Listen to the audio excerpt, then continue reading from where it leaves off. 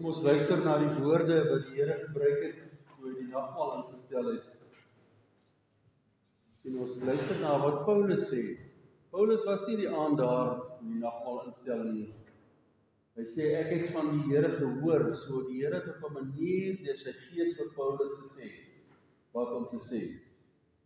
Die Here Jesus het in die nag waarin hy oorgelewer is brood geneem en nadat hy God daarvoor gedank het, het hy dit gebreek en gesê: "Dit is my liggaam, dit is vir julle.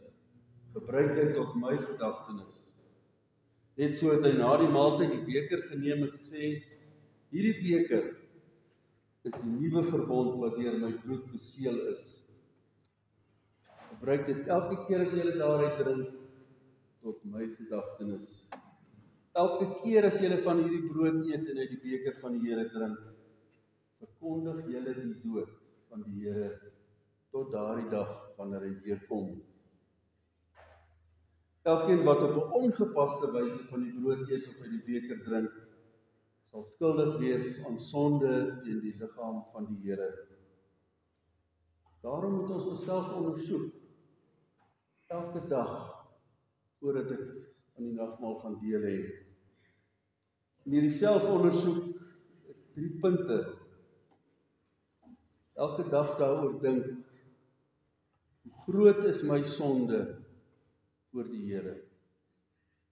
Daar diep in my hart, waar die Here kan sien, waar druk hy sy vinger op my sonde? Daai sonde wat ek so vertroetel, so wegsteek vir ander. Ek al so gewoond is aan. En as ek dit erken, eerlik voor die Here, dan kan ek nie anders as om met berou en met verootmoediging nederig voor hom te buig nie. Groot is my sonde. Die tweede punt, as ek besef ek is 'n sondaar en ek is die doodskuldig voor God, want hy vra 100%. Glo ek nou daar waar ek in die bank sit, het my sonde vergewe. Alleen op grond van die versoening van Jesus Christus. Christus het my skuld vir my sonde en hy betaal. Hy is daarvoor gestraf, sodat ek voor God kan verskyn. Kom ons staan op en dan bely ons in ons harte dat ons in hom glo.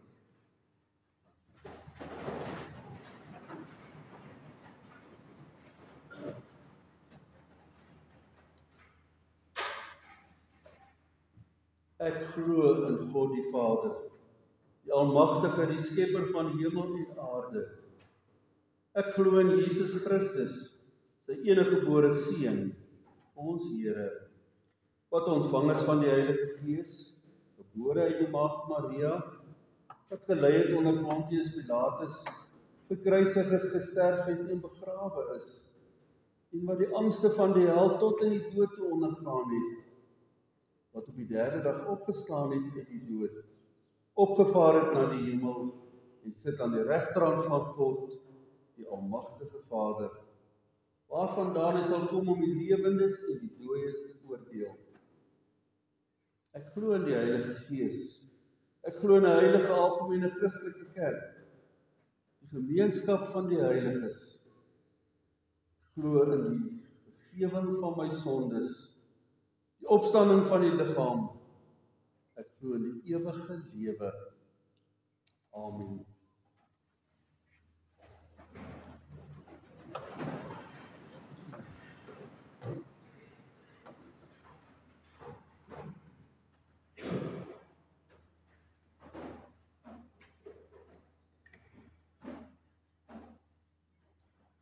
Staan jy alright?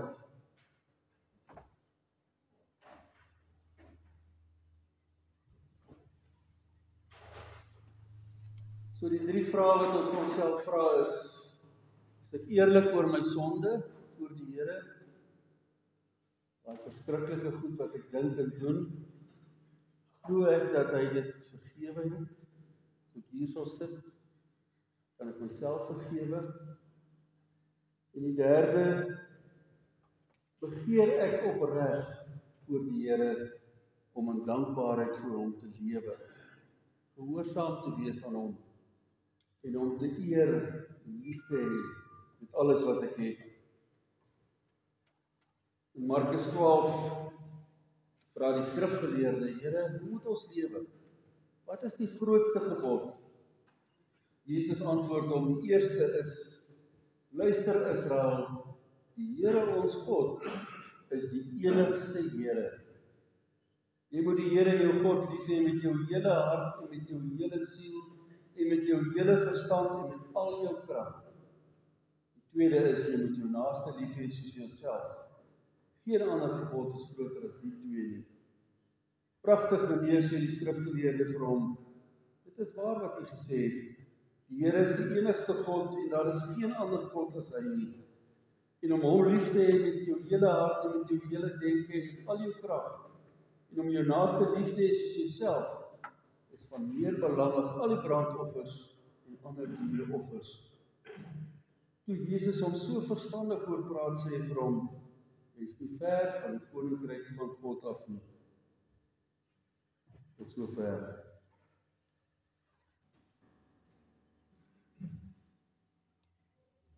Is dit my gesindheid voor die Here? Ek ken my sonde, ek hou vas aan sy vergifnis, sy liefde, en ek wil opreg voor hom lewe. Hulle wat so 'n gesindheid het, wil God vanoggend in sy genade aanneem. As jy so 'n gesindheid het, sal jy die seëninge van die nagmaal deel hê. Maar as ek hierso sit en ek neem maar die besluit, ek gaan aanhou met my sonde, gaan nie verander nie. Niemand weet daarvan nie, maar ek gaan maak soos ek wil. Ek het nie berou oor my sonde nie. Gaan ek 'n oordeel oor myself eet en drink. Daarom sê ons vir almal wat in hulle sonde wil volhard, wat nie daarteen stry nie, dat hulle nie nagmaal moet gebruik nie. Almal wat afgode dien, wat towenaars en waarsêers aanhang, wat in hulle glo, wat lasterlike dinge van God sê, wat skeuring in die kerk of in die samelewing wil veroorsaak, wat mynheid pleeg, wat ongehoorsaam is, moet nie deel aan die nagmaal van die Here nie.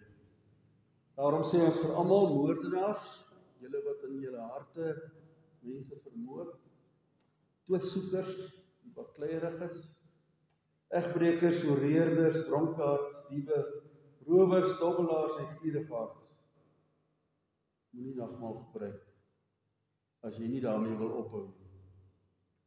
Want niemand wat liefdeloos en aanstootlik lewe, het deel aan die koninkryk van God nie. Wat van my? Kan ek nagmaal gebruik? Ek doen dan so baie sonde. Ek is nie volmaak nie. Ek kom nie nagmaal toe omdat ek dink ek is sonder sonde en ek is volmaak nie. Ek kom omdat ek my sonde voor die Here erken het. En dat ek by hom vergifnis soek. By hom my krag kom soek. Dat ek hom in die oë wil kyk. Sê, Here, vergewe my. Versterk my. Gee my nuwe krag. Met so 'n gesindheid erken ons, ek is van nature deur die sonde dood. Ek het nog baie tekortkominge. Daar's gebrek aan geloof in my lewe. Gebrek aan ywer in God se diens. Ek wil nie betrokke wees nie. Gebrek aan liefde vir my naaste. Ek stel self die reëls op tussen my en my naaste. Maar ek kan getuig dat die Here deur sy Gees berou in my hart bring. Want hy weet alles van my af. En sy Gees werk in my hierdie opregte begeerte. Ek wil volgens sy gebooie lewe, want ek ken sy liefde. En daarom kan ek seker wees vanoggend dat die Here my in genade wil aanneem En die wonderlike is, Christus maak my waardig om nagmaal te kan gebruik. Glo dit. Die Here leer ons die doel van die nagmaal wanneer hy sê, gebruik dit tot my gedagtenis. Om die nagmaal so te vier beteken dit ek moet glo. Christus het deur die Vader in die wêreld gestuur. Hy het waarlik mens geword. Hy het as sondelose lam gedurende sy hele lewe te gelei. Hy het my sonde het hy gedra. Hy het volkome gehoorsaam gewees, waar ek dit nie kan regkry nie. Hy het my smaak gedra, dat ek nie tot skande sou word nie. Hy is onskuldig ter dood veroordeel, sodat ek vrygespreek kan word. Ek wat daar voor die regter skuldig staan, en hy het in my plek gekom en gesê, Vader, regter, ek sal hierdie man se skuld dra, hierdie vrou se, hierdie kind se, straf my. So het hy die skuldbrief van ons sondes aan die kruis vasgespijker, daardie dik boek, waar al my sondes opgeskryf is. So het hy in ons plek ons vervloeking op hom geneem, om sy seun aan ons te skenk. Dat hy my nooit sal los nie, dat hy my nooit sal verlaat nie, het hy met uiterste pyn en smart, het hy geroep, my God, waarom het U my verlaat? En ek weet, hy sal my nooit verlaat nie. Uiteindelik het hy met sy dood en met sy bloed wat gevloei het, ewige genadeverbond bekragtig toe hy gesê het, dit is volbring. Woorde aan die kruis, ek het ten volle betaal. Alles. As ek so aan Christus dink, dat hy in my plek dit alles deurgegaan het, en ek kyk na die tekens van brood en wyn, dan verseker dit my, dit versterk my. Sy liggaam en sy bloed is gebreek, bloed het gevloei, tot volkome versoening van al my sondes. Hy wil my voed, hy wil my versterk, vandag in hierdie nagmaal. Hy wil my vandag deur sy gees, van sy liefde verseker. Ek is baie lief vir jou. Jy is my kind. Ek het jou naam in my hand gegrafeer. Ek ken jou. En daarom laat hierdie nagmaal ons verlang, en ons laat uitsien, na die wonderlike dag, wanneer ek by die Here in die hemel is, en ek sit aan die bruilofsmaal van die Lam. En ek kan God in sy drie-eenheid intiem ervaar, en feesvier, en al die wonderlike aanbidding tot hom sing. Ek kan met hom praat, en ek kan sy liefde in volheid ervaar. Daar's geen sonde, daar's niks wat my verhinder. Ek is net by hom.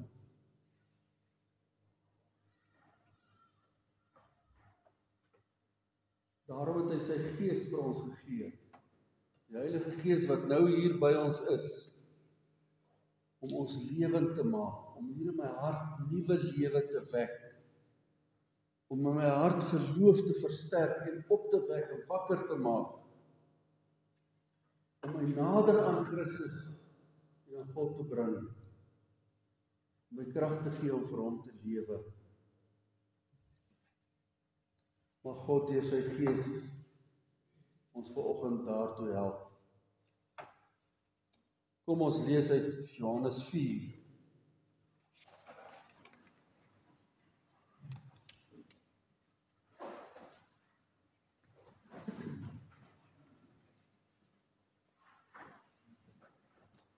Johannes 4 vanaf vers 1.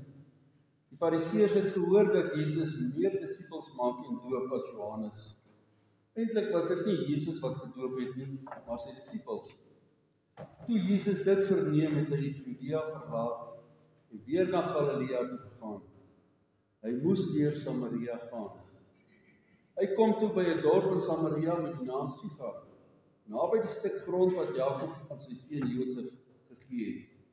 Die fontein van Jakob was daar, en Jesus het toe, omdat hy moeg was van die reis, sommer by die fontein gaan sit. Dit was omtrent 6 uur die aand. Daar kom toe 'n Samaritaanse vrou water haal en Jesus sê vir haar, gee my 'n bietjie water om te drink. Sy disippels was intussen weg dorp toe om te gaan kos koop. Die Samaritaanse vrou sê toe vir hom, hoe vra jy, wat 'n Jood is, vir my 'n Samaritaanse vrou water om te drink? Die Jode en die Samaritane gaan immers nie met mekaar om nie. Jesus het haar geantwoord, as jy geweet het wat God gee, en wie dit is wat vir jou sê, gee my 'n bietjie water om te drink, sou jy hom gevra het, en hy sou vir jou lewende water gegee het. Die vrou sê toe vir hom, meneer, jy het nie eers 'n skepding nie, die put is diep. Waar gaan jy die lewende water vandaan kry? Jy is tog nie meer tot meer in staat as ons voorvader Jakob, wat hierdie put vir ons gegee het, en saam met sy seuns en sy diere daaruit gedrink het nie. Maar Jesus antwoord haar, elkeen wat van hierdie water drink, sal weer dors kry. Maar wie van die water gedrink het wat ek vir hom sal gee, sal in alle ewigheid nooit weer dors kry nie. Nee, die water wat ek vir hom sal gee, sal in hom 'n fontein wees met water wat opborrel en vir hom die ewige lewe gee. Die vrou het vir hom gesê, meneer, gee vir my van daardie water, sodat ek nie weer dors kan kry nie en hier hoef te kom water haal nie. Hy sê toe vir haar, gaan roep jou man en kom terug hierheen. Die vrou het geantwoord, ek het nie 'n man nie. En Jesus sê vir haar, dis reg wat jy nou gesê het, ek het nie 'n man nie. Jy het reeds 5 gehad, en die een wat jy nou het, is nie jou man nie. Jy het die waarheid gepraat. Die vrou het vir hom gesê, meneer, ek sien dat jy 'n profeet is, ons voorouers het God op hierdie berg aanbid, en tog sê julle die plek waar 'n mens God moet aanbid, is in Jerusalem. Jesus sê toe vir haar, glo my mevrou, daar kom 'n tyd wanneer julle die Vader nie op hierdie berg en ook nie in Jerusalem sal aanbid nie. Julle aanbid sonder om te weet wat julle aanbid. Ons weet wat ons aanbid, want die verlossing kom uit die Jode. Maar daar kom 'n tyd, en dit is nou, wanneer die ware aanbidders die Vader deur die Gees en in waarheid sal aanbid, want die Vader wil juis hê dat die mense wat hom aanbid, dit so moet doen. God is Gees, en die wat hom aanbid, moet hom deur die Gees en in waarheid aanbid. Die vrou het vir hom gesê, ek weet dat die Messias kom, hy wat ook die Christus genoem word. Wanneer hy kom, sal hy alles aan ons bekend maak. Toe sê Jesus vir haar, dis ek wat met jou praat. Tot sover.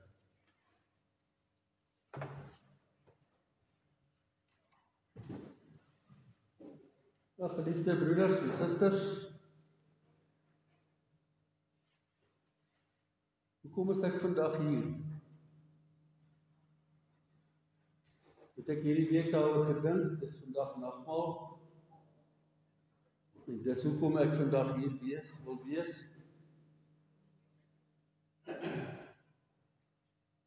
Het ek myself voorberei, het ek gedink, wat is die verhinderings in my lewe?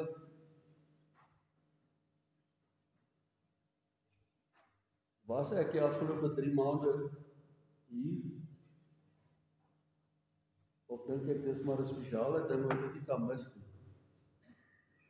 Wat is nou hier in my hart? 'n Honger en 'n dors? Of gaan ek maar net weer hier uitstap soos wat ek ingekom het? Ek weet, ek kan nie in jou hart sien nie. En daarom is elkeen van ons voor die Here. En met die Gees wat nou hier in ons midde is, dat hy sy vingers sal druk, daar wat die Here wil hê. Ek moet dit voel. Op daar waar hy vir my wil troos gee, nuwe krag.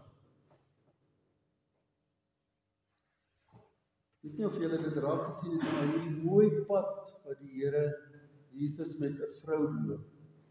Van daar wat hy haar ontmoet, tot daar waar hy sê vir haar, dis ek. Hoe hy haar begelei, dat sy kom by 'n sondebelydenis, 'n erkenning, en honger word vir meer. Ek wil nie aangaan met my lewe soos wat ek nou aangaan, maar net so deur die ritme van die lewe gaan.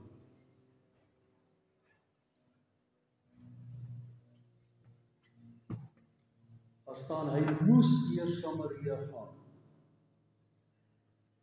Toe hy deur die Gees gelei, het God deur sy Gees vir Jesus gedwing vir hierdie afspraak 6:00 die aand met die vyande se vrou. Hy gaan sit daar by 'n put wat Jakob gegrawe het.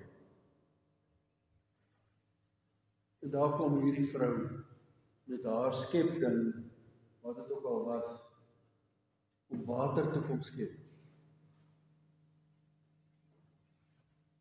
En hy sê vir haar, en 'n Jood het nie met 'n Samaritaan gepraat nie, dit was vyandskap. Mevrou, gee vir my 'n bietjie water om te drink. So, met hierdie simpel vraag, maak hy kontak met hierdie vrou. Soek hy haar aandag, sodat hy my aandag elke dag soek, met goed wat met my gebeur. Kom ontmoet hy my daar, waar ek besig is met 'n gewone handeling.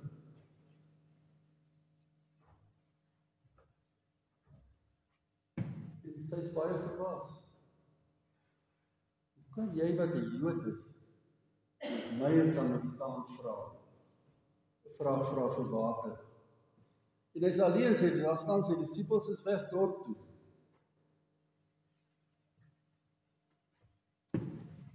En hy sê, ek gee vir haar ietsie meer, en begelei haar op hierdie pad. Mevrou, dink bietjie dieper.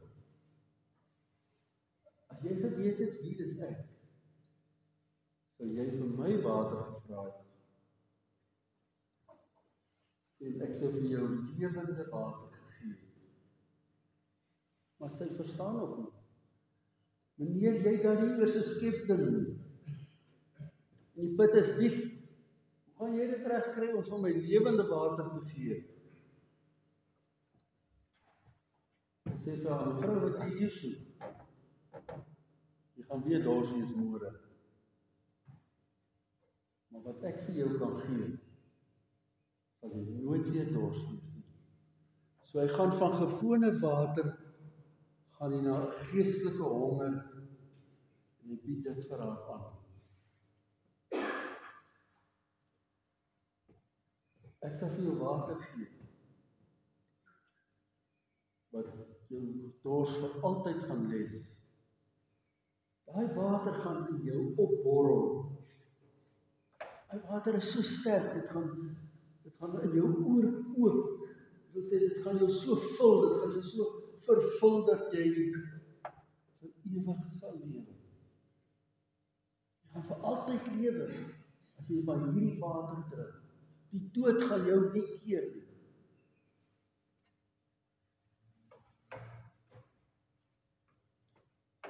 Asseblief meneer, gee vir my van hierdie water. Maar verstaan nog nie. Sy dink, as hy vir my hierdie water gee, hoef ek nie môre weer na hierdie put toe te kom nie. En dan kom die Here dieper. Van daar wat hy vir haar die water gevra het, en hy vir haar sê, ek kan vir iets meer gee, kom hy by, maar daar's 'n blokkade by jou. Haal jou man.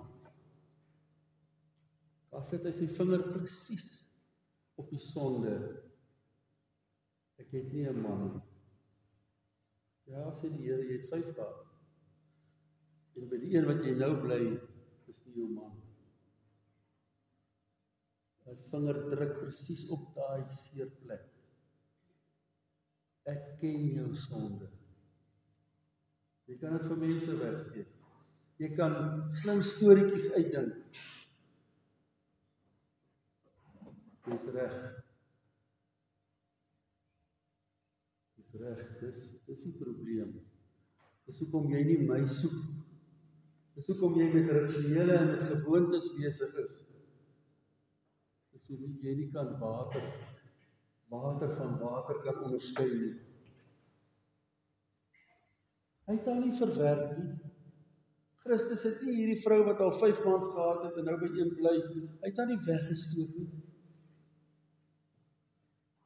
Hy het in liefde na haar toe gekom en haar begelei, sodat sy weet ek staan kaal voor hom. Hy weet alles van my af. En hy sê vir my, ek sal vir jou meer gee. Jou, sleg vrou, ek sal vir jou iets gee. Meer as dit alles, wat dit bedek, wat verder as dit gaan.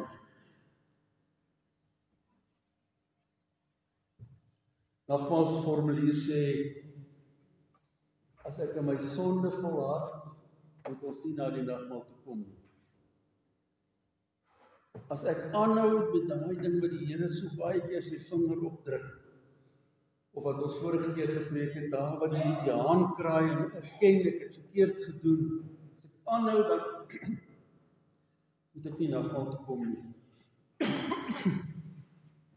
Maar die wat berou het oor hulle sonde en wat sê, ek voel dit, Here, ek erken dit. Wat ek in my gedagtes oor daai persoon dink is verkeerd. Die haat wat ek in my dra, die onwilligheid om betrokke te wees in die kerk, my beursie wat toebly, ek erken daai sonde voor U. Ek het berou daaroor, ek buig voor U, so laag as wat ek kan, dat die Gees in my werk, dat my berou eerlik sal wees, dat ek opreg voor U sal lewe. Gee my krag. In die begin het die vrou gesê, jy's 'n Jood, hoe praat jy met my? Toe kom sy sê, toe sy haar sonde ontdek, toe sê sy, jy's 'n profeet, jy kan in my hart sien. En dan begelei sy haar tot sy hom erken as die verlosser. Is hy nie die Messias nie? Is hy die een wat in my hart kan sien en met sy bloed my sonde skoonvee? Is hy die een wat nou met vriendelike oë na my kan kyk, daar waar ek sit, en hy sien geen sonde raak? Is dit hy? Het jy hom al ontmoet? Het jy hom al in die oog gekyk? My Here en my God, my verlosser, my Vader in die hemel. Hier staan hy.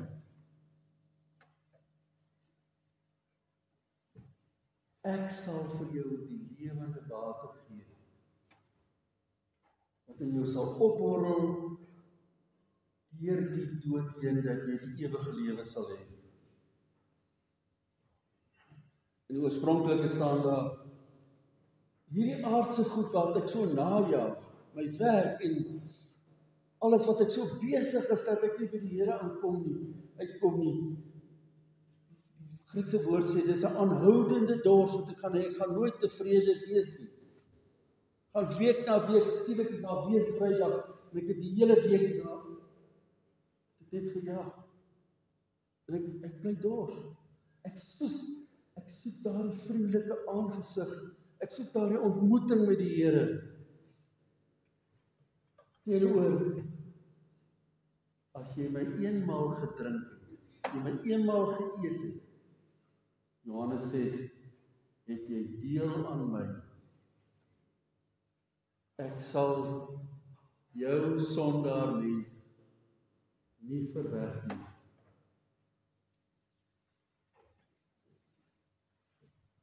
Hulle Hulle staan by 'n put. 'n Profeet, 'n Jood en 'n vrou. En hulle kom by 'n fontein van lewende water. 'n Messias by 'n sondaar mens wat hy vergewe.